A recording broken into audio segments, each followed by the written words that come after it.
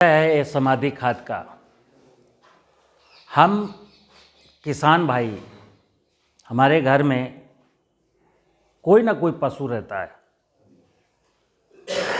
और पशु की एक उम्र होती है और पशु मरता है। ये नियम है, पशु मरेगा। जब पशु मरता है, पहले आपने देखा होगा कि गिद्ध बहुत थे। अगर कहीं आकाश में 100-200 गिद्ध मंडरा रहे हों तो जान लीजिए वहां कोई पशु मर गया है। एक समय था कि जब गिद्ध बहुत थे, आपने कोई मरा हुआ जानवर कहीं डाल दिया और 24 घंटे के अंदर वो जानवर का पूरा मांस गिद्ध खा गया। आज हालात बदल गए, आज गिद्ध नहीं है। आज क्या है कि आज वो जानवर जो डाल के आते हो, फिर उस रास्ते से जो भी निकलता है 15 दिन तक नाक बंद करके निकलता है। इतनी जो है बदबू आती है। तो ये जो आज का विषय मैं बता रहा हूं समाधि खाद का, चूंकि फसल अवशेष प्रबंधन, फसल अवशेष, यहाँ फसल की बात की गई है, हम एक और अवशेष की बात करते हैं। ये जो पशु मरा है, भैंस, बैल, गाय, ये 10 साल तक आपने इसको पाला पोसा है। 3 कुंटल से लेकर 5 कुंटल तक वजन है इसका। और मरने के बाद आपने इसको बैलगाड़ी में, ट्रैक्टर में, बैलगाड़ी है नहीं, ट्रैक्टर वाले से कहा कि भैया इसको डिस्पोज करना है। उसने कहा 500 रुपये लगेंगे। क्योंकि ट्रैक्टर वाला तो भाड़ा लेता है, तो भाड़ा आप दे रहे हैं 500 रुपया, उसको नहर के किनारे, सड़क के किनारे, रेलवे लाइन के किनारे फेंकने का। अब मैं क्या कहता हूं कि जो 5 कुंटल का ये एनिमल है, ये आपके खेत की पैदावार को बढ़ा सकता है, अद्भुत पैदावार बढ़ाएगा। जैसे आज की तारीख में जीवामृत के माध्यम से मैं जीवाणु संवर्धन की बात करता हूं और उस जीवाणुओं को मैं आटा और चीनी खिलाता हूं, ऐसे ही बैठे बिठाए अगर पशु मर गया तो अगर इससे मैं समाधि खाद बना लूँगा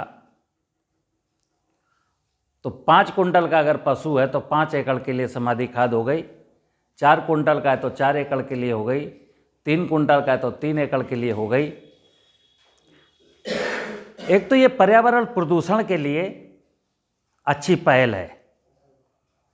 जो बदबू फैल रही थी ना 20 दिन 25 दिन, उसको हम रोक लेंगे। दूसरा, उस पशु को जिस खेत का खाना खाया उसने, उसी खेत में उसके शरीर का विसर्जन कर देंगे। तो खेत से आई हुई चीज को मैं खेत में मांस मज्जा में कन्वर्ट हुआ है, जो उसका मांस मज्जा है उसके बॉडी में, शरीर में, वो मैं कहाँ लौटाने जा रहा हूं? फिर वहीं। हमारे बीचों बीच में ऐसे महापुरुष हुए हैं, आपके गांव में भी ऐसे हुए होंगे, आज भी लोग हैं जो अपने बच्चों से कहते हैं, देखना, जिनको धरती माता से मोहब्बत है, ऐसे 100 लोगों में एक आदमी आज भी गांव में है। और वो क्या कहता है अपने बच्चों से?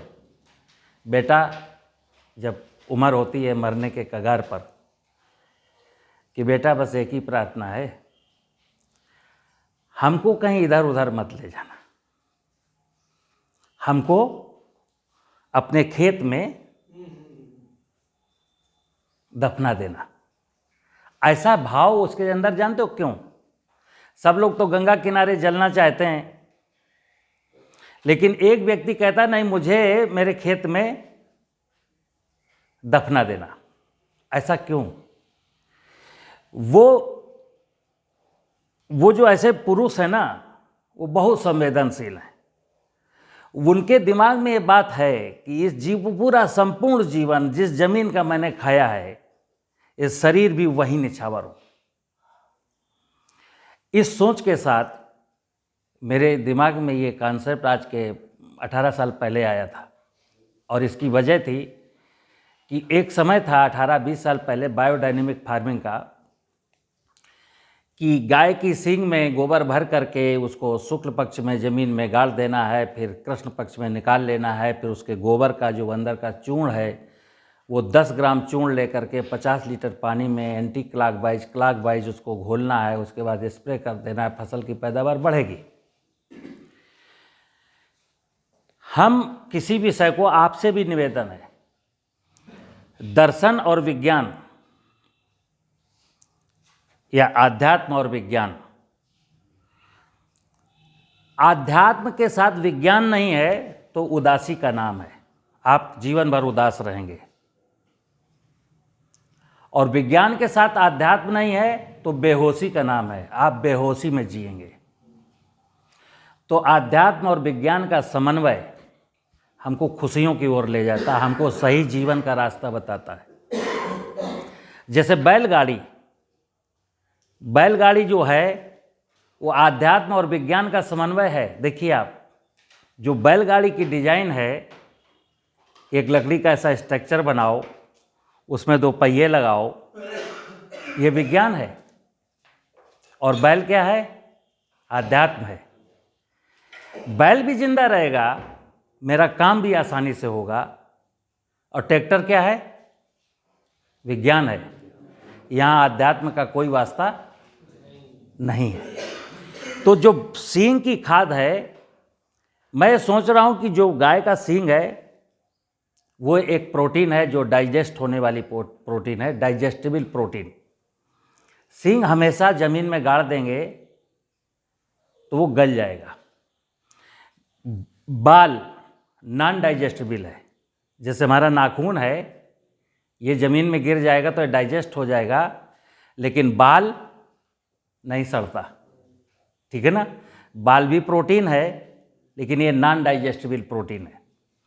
तो मेरे दिमाग में बात आई कि गाय के 2 सींग हैं, जिस मटेरियल से गाय का सींग बना है उसी मटेरियल से गाय का खुर बना है। अगर खुर का प्रोटीन देखेंगे तो सींग से बहुत ज़्यादा है। 4 खुर हैं और एक खुर, अगर उसका वजन तौल लें गाय के खुर का, तो एक सींग से 10 गुना ज़्यादा है, क्योंकि सींग तो खोखला है, ठीक है ना। तो हमारे दिमाग में बात आया कि गाय का सींग क्यों, गाय का संपूर्ण शरीर क्यों नहीं। ये एक दिमाग में बस बात आई। तो चूँकि बुंदेलखंड में बहुत सारे किसान मतलब हमारी बात को मानते थे कि सचान साहब जो कहते हैं उनकी बात में थोड़ा सा वजन होता है। तो एक वीर सिंह का किसान है, वीर सिंह नाम का किसान है। तो उससे मैंने कहा, वीर सिंह, अब जब कभी गांव में कोई गाय बैल भैंस मरे तो हमको बताना। तो मरते ही रहते हैं। 5-6 दिन बाद उसका फ़ोन आ गया कि साहब मुलायम सिंह का भैंस मर गई। हमने कहा मैं आता हूँ। मैंने उसको खेत में ले जा कर के, मुलायम सिंह की भैंस को खेत में ले जा कर के, जहाँ, और कोशिश करनी चाहिए कि जहाँ खेत में अगर कोई पेड़ है तो हमें गड्ढा खोदना है पेड़ के नीचे। प्रयास करिए कि अगर कोई पेड़ मिल जाए तो बहुत अच्छा है। तो पेड़ के नीचे मैंने एक 6 फुट इसकी लंबाई है और ये जो इसकी चौड़ाई है वो 3 फुट है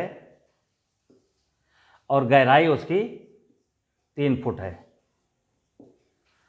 3 फुट गहरा, 3 फुट चौड़ा और 6 फुट लंबा एक गड्ढा खुदवाया और उस मृत भैंस को इसके अंदर डाल दिया। हाइपोथेटिकल अप्रोच है, हमें पता कुछ नहीं है, राकर मिट्टी है। और मैंने इस भैंस को यहाँ डलवाने के बाद ये जो साइड थी ना, ये साइड, चूँकि भैंस तो गोल होगी, गड्ढा तो चौकोर है, किनारे खाली हैं, ये बॉडी, इसका शरीर जल्दी से गल जाए और गलते हुए पचते हुए नीचे को जाए, इसलिए मैंने इसके साइड में मिट्टी भरवा दी। और ऊपर चूँकि अंदाज़ा था कि 4 कुंटल की भैंस है, तो 4 × 12 किलो खड़ा नमक रख दिया पेट के ऊपर, मिट्टी से ढक दिया। हमारी एक कल्पना थी कि 6 महीने के बाद ये गल जाएगा और फिर इसको निकलवाएंगे और खेत में बिखरवाएंगे, तो इसके शरीर में जो मांस मज्जा था उसमें बैक्टीरिया डेवलप होगा और हमको ढेर सारा माइक्रोब्स मिलेगा जो खेत को उर्वरा शक्ति को बढ़ाएगा। हुआ क्या कि 6 महीने मैंने बाद खुदवाया, सारा गल गया, केवल सूखी हुई हड्डियां मिली। आराम से हड्डियां बाहर फेंकते रहे, पूरी मिट्टी निकलवाई और मुलायम सिंह के 4 एकड़ खेत में मैंने इसको कहा बिखेर करके जुताई करो। रिजल्ट जो मैं सोच रहा था वो नहीं मिला। मैं सोच रहा था पैदावार बढ़ेगी, पैदावार बढ़ी नहीं। अब मैं दिमाग लगा रहा हूँ पैदावार क्यों नहीं बढ़ी, तो क्या हुआ, इसमें बैक्टीरिया डेवलप हुआ और 6 महीने में, क्योंकि 6 महीने का टाइम है, 6 महीने में शरीर गलेगा, बैक्टीरिया बड़ी तेजी के साथ डेवलप हुआ और एक दिन आया, वो पता नहीं 4 महीने बाद वो घटना घटी, 3 महीने बाद घटना घटी, एक घटना जरूर घटी कि वो बैक्टीरिया मर गया। चूंकि जितने दिन इसके पेट के अंदर गोबर था, फिर ये पूरा मांस था, बैक्टीरिया ने खाया, एक दिन वो आया कि वो डेड हो गया। अब उसका वहाँ फूड मटेरियल नहीं है। तो मुलायम सिंह ने कहा कि बाबू जी आप तो बड़ी बड़ी बातें मान रहे थे, देखो हमको कोई खास बात समझ में नहीं आया। अब मुझे समझ में आ गया कि इसको भोजन मिलना चाहिए था, मतलब हमारे हिसाब से इसको भोजन नहीं मिला। कुछ दिन बाद फिर एक पशु मरा, मिट्टी चूंकि राकर है, हमने फिर ऐसी गाय मरी ऐसे डलवा दी। अब मैंने 1 फुट नीचे इसके गोबर बिछवाया और साइड के जो गैप थे वो गोबर से भरवाए, फिर ऊपर से मिट्टी से ढका। अब इसका जब 6 महीने बाद खोदा गया और इसकी खाद डाली गई खेत में, तो किसान ने कहा साहब देखिए कि मेरी फसल कितनी बेहतरीन है। उसकी फसल बहुत अच्छी थी। अभी यहाँ पर यूरिया डीएपी को ड्रॉप करने वाला विषय नहीं था, जैसे खेती करते हो वैसी करो, लेकिन समाधि खाद डालो।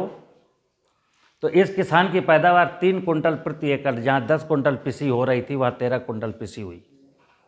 अब हमें समझ में एक चीज़ आई कि यहाँ पर बैक्टीरिया को मरने के चांस नहीं आए, क्योंकि जब इसका शरीर खत्म हुआ तो ये गोबर पर डिपेंड हो गया। अब ये सिलसिला चल पड़ा और ये सिलसिला यहाँ तक चला कि जैसे गांव में आपने कोई जानवर मर गया,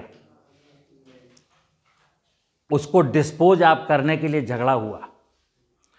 अज्ञात जानवर अगर कहीं 2 खेतों के बीच में मरा है तो एक किसान कह रहा है ये मेरा है, अगला कह रहा है मेरा है। कहानी यहाँ तक पहुँची थी। जिस पशु को हम फेंक देते हैं, अब लावारिस पशुओं को भी लोग समाधि खाद में बनाने के प्रयास में आ गए, क्योंकि इसके लाभ लोगों ने देखे। तो आप लोगों को इस विषय मैंने इसलिए बताया, इसकी टेक्निक समझिए। आपका जब कोई पशु मरे तो आप अपने खेत में ले जाइए, 3 फुट गहरा, ये ज़मीन है आपकी यहाँ से ये लंबाई में 6 फुट है और 6 फुट का कोई वो नहीं है। ये पशु के शरीर के आधार पर इस गड्ढे की लंबाई चौड़ाई को आप थोड़ा सा बढ़ा सकते हैं और थोड़ा सा घटा सकते हैं, ठीक है। इसके अंदर आप 1 फुट, पहले जैसे मैंने कहा कि अपने मरे हुए पशु को ले जाइए, अब मैंने कहा मरे हुए पशु के साथ अपने घूरे की 1 ट्राली खाद भी ले जाइए। तो आपने 1 फुट ऐसे, आधी ट्राली तो इसी में समा गई।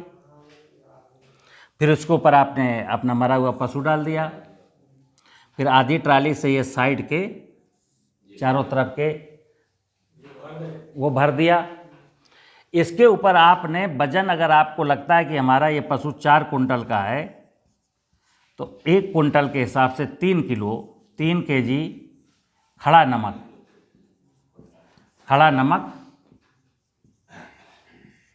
तो 4 कुंटल का 4 दें 12 केजी खड़ा नमक हो गया। इसके ऊपर खड़ा नमक हमने ऐसे रख दिया। एक बार और चूक हुई, क्योंकि मैंने 50-60 जानवरों की समाधि खाद को अपने सामने खुदवाया। प्रभु दयाल एक गणेशगढ़ के हैं, उन्होंने अपने बैल को समाधि खाद में कन्वर्ट किया। बोले साहब हमारा आज खुदना 6 महीना पूरा हो गया है। मैं गया, फावड़े से मिट्टी निकाली गई, और जब मिट्टी निकाल करके फावड़ा और अंदर गया तो फावड़ा मांस में बैठा। हम समझ गए, हमने कहा प्रभु तुमने नमक कैसे डाला था। मुझे था आइडिया कि इसने ये पशु रखा और यहाँ नमक रख दिया, बाद में मिट्टी भरा, तो मिट्टी जब फावड़े से भर रहा था तो नमक सीधे खिसक के नीचे आ गया। जब वो मांस में फावड़ा गया तो मुझे पता चल गया कि इससे मिस्टेक हुई है। तो मैंने कहा आप इसको जो है ना साफ करो और फिर इसमें नमक रखो, फिर इसके बाद डिकम्पोज होगा। ऐसे करते करते ये बंदा 20 गांव में आग लग गई। यहाँ तक कि एक मेरा पंपलेट था समाधि खाद के बारे में, एक पूरी डिजाइन थी समाधि खाद कैसे बनाएं।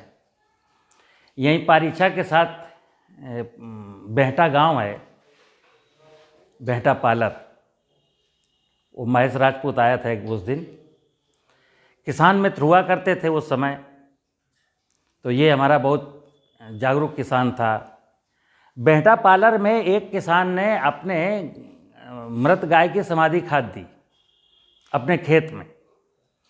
खेत के सामने किसी का घर था, इनकी दोनों की लड़ाई थी। समाधि खाद देने के बाद पड़ोसी जिससे उसकी लड़ाई थी, वो पारीछा चौकी में जाकर के रिपोर्ट लिखाया कि साहब अमुक किसान ने समाधि खाद बनाई है जिससे मेरा जीना दुश्वार हो गया है, मुझे बहुत बदबू आती है। पुलिस को क्या है, आई और पकड़ के ले गई। पुलिस आई, उसको पकड़ के ले गई। अब उस किसान को, मित्र किसान को जब पता चला तो क्या करता, वो दौड़ा दौड़ा मेरे पास आया कि साहब देखिए आप, समाधि खाद के चक्कर में एक आदमी अंदर चला गया। हमने अपना उसको पर्चा दिया, अच्छा सा कलर्ड पंपलेट था, उसमें समाधि खाद बनाने के चित्र भी थे, फोटोग्राफ्स भी थे जो खींचे गए थे। हमने कहा इस पन्ने को लेकर तुम सीधे एसपी साहब के पास जाओ और ये कहिए कि सर अगर ये टेक्निक समाधि खाद बनाना अगर अपराध है तो एक विनोद कुमार सचान एसडीओ एग्रीकल्चर हैं, उनको जेल भेजा जाए। ये आग उन्होंने लगाई है, वो किसान निर्दोष है। एसपी साहब ने जब वो पन्ना पढ़ा तो बोले कि ये तो बहुत सुंदर काम है, क्योंकि उसमें मजमून ऐसा लिखा था। फिर उन्होंने इंस्पेक्टर को फ़ोन किया कि तुम बहुत कुछ कहा सुना, जो कुछ कहा सुना, बहरहाल उसने छोड़ दिया। हैदराबाद में मास मीडिया कम्युनिकेशन की ट्रेनिंग में मैं गया और वहाँ प्रोजेक्ट दिए गए 4-4 स्टूडेंट को कि अपने अपने प्रोजेक्ट। आकाशवाणी में एक वार्ता थी 10 मिनट की, एक ड्रामा जो आता है ना रेडियो में, एक पहले नौटंकी ड्रामा, कि सबको एक एक सीरियल बनाना है। हमारे ग्रुप ने कहा सचान साहब बताओ क्या सीरियल, क्या मतलब वार्ता में क्या विषय रहेगा। तो मैंने वहाँ समाधि खाद का वार्ता लिख दिया। तो वो बड़ी अच्छी मार्मिक वार्ता थी, बड़े अच्छे अच्छे लोग थे कि एक गांव में आवाज़ आ रही है, चिड़ियाँ चहक रही हैं, सुबह का समय है। लोगों ने कहा राम आश्रय की भैंस मर गई, राम आश्रय की भैंस मर गई। बोले चलो चलो देखते हैं। अरे राम आश्रय कहाँ ले जाओगे? बोले इसको रेल के किनारे फेंक दें, बोले बदबू आएगी, और इसको समाधि खाद बनाते हैं। आकाशवाणी के जो डायरेक्टर थे, जब उन्होंने ये स्क्रिप्ट, सबकी 6-7 स्क्रिप्ट थी, सबकी पढ़ी, मेरी स्क्रिप्ट जब देखी तो बोले ये कौन नॉनसेंस व्यक्ति है, ये कौन नॉनसेंस व्यक्ति है जिसने मरे हुए जानवरों से समाधि खाद बनाने की बात कही। तो हमारा उनसे फिर इंट्रोडक्शन हुआ, हमको पेश किया गया। तो बोले सचान साहब आप जानते हैं क्या कर रहे हैं? हमने कहा हाँ जानता हूँ। बोले चमड़ा इंडस्ट्री कैसे चलेगी, ये लेदर इंडस्ट्री कैसे चलेगी? तो हमने कहा किसान जिम्मेदार नहीं है लेदर इंडस्ट्री के लिए। और आगे चल करके जो झांसी में हुआ, मैं फिर बता दूं, अगर ये जागरूकता आ जाए लोगों में तो आपकी जो भैंस मर गई, आपकी जो भैंस मर गई, अभी आप 500 रुपये उसको फेंकने का खर्च करते हैं। अब जो वो होते ना कसाई, जो मरने के बाद उसका चमड़ा निकालने जाते हैं, एक बड़े जानवर का चमड़ा 6000 का है, कच्चा चमड़ा, कच्चा चमड़ा, जिसको आपने डिस्पोज कर दिया वैसे ही। तो वो डायरेक्टर साहब बोले ये चमड़ा इंडस्ट्री कैसे चलेगी? हमने कहा इसके लिए किसान ठेकेदार नहीं है। चमड़ा इंडस्ट्री के लोग किसान को रिक्वेस्ट करें कि मरा हुआ एनिमल आप हमको दीजिए, मैं खरीदूंगा, चमड़ा निकालें, कौन मना करता है? तो चमड़ा निकाल लो, लेकिन शेष एनिमल की समाधि खाद बनी रहेगी, किसान को 2-4-10 हज़ार रुपये फिर भी मिलेंगे। मित्र, ये जो विधा है ये इतनी खूबसूरत है। आज की तारीख में जिस प्रकार मैं जीवामृत की बात करता हूँ, ये जीवामृत ही है और एक घन जीवामृत है। जब इसको खोदेंगे 6 महीने के बाद इसकी समग्र मिट्टी निकाल लेंगे, पूरा का पूरा, यहाँ से लेकर के यहाँ तक की पूरी मिट्टी आप निकाल लेंगे। अगर खेत में फसल बोने का समय है, खेत में पलेवा हो गई है, तो आप 4 कुंटल का जानवर था तो इस पूरी मिट्टी को 4 एकड़ जमीन में बिखेर करके जुताई कर दें। कई बार आपका खेत अभी तैयार नहीं है, फसल की बुआई में 2 महीना बकाया है, तब इस मिट्टी को निकालेंगे और किसी छायादार पेड़ के नीचे यहाँ रख देंगे, हल्का सा पानी का छींटा मारेंगे और गुड़ का शरबत डाल देंगे और बायोमास से ढक देंगे, क्योंकि बैक्टीरिया कंटिन्यू उसमें रन करता रहे। और जब बुआई का समय आए तब आप फिर इसको खेत में बिखेरिए और जुताई कर दीजिए। हमें ये विषय मैंने इसलिए बताया कि हमें ये देखना है कि जिस पशु को 10 महीना आप पालते हो, आपके खेत का चारा दाना खाता है, आप सेवा करते हो, दूध पिलाया है, और मरने के बाद 4 कुंटल जो मांस मज्जा बनने की जो टेक्निक है ना, बहुत महंगी टेक्निक है, आसान नहीं है। 4 कुंटल अगर जिंदा होता तो 40,000 का मांस बिकता है इसका। 40,000 का मांस मैं सड़क के किनारे फेंक देता हूँ, पर्यावरण प्रदूषित होता है, मेरे खेत को कुछ नहीं मिलता है। लेकिन अगर मैं अपने खेत में ले जा करके और समाधि, एक गड्ढा बना करके उसको समाधि दे देता हूँ इस तरीके से, और 6 महीना बाद उसको खोद लीजिए।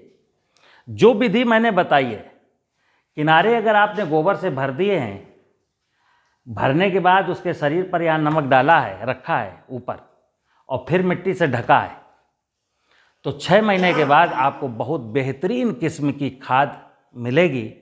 इसमें गाय के, भैंस के 2 सींग हैं, 4 खुर हैं। जो कॉन्सेप्ट बायोडायनेमिक फार्मिंग का था, वो कॉन्सेप्ट यहाँ आज भी जिंदा है, उसके अलावा कुछ और भी जिंदा है।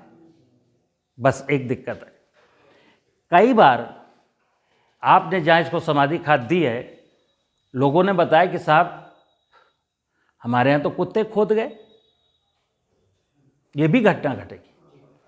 फिर मैंने कहा इसको ऐसे डोम बनाओ और यहाँ पर कांटे डाल लो,